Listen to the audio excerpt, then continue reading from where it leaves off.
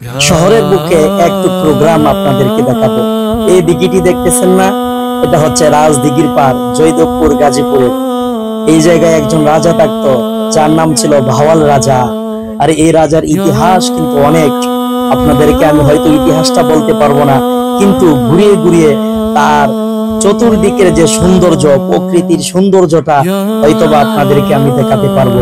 একটু অনুভব করুন, আল্লাহর সৃষ্টি যদি এত সুন্দর হয়, দেখতে এত ভালো লাগে, তাহলে আমার মহান রব না জানি কত সুন্দর, তাকে দেখলে কতই না ভালো লাগবে।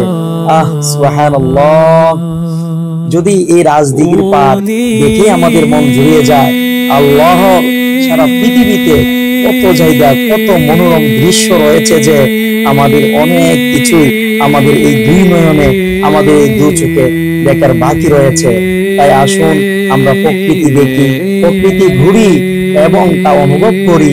তাহলে অবশ্যই আল্লাহর সৃষ্টি নিয়ে যখন আমরা অনুভব করব, ভাববো, চিন্তা করব, তখন আল্লাহর প্রতি আমাদের ঈমান আরো দৃঢ় হবে, আরো ঈমান মজবুত হবে।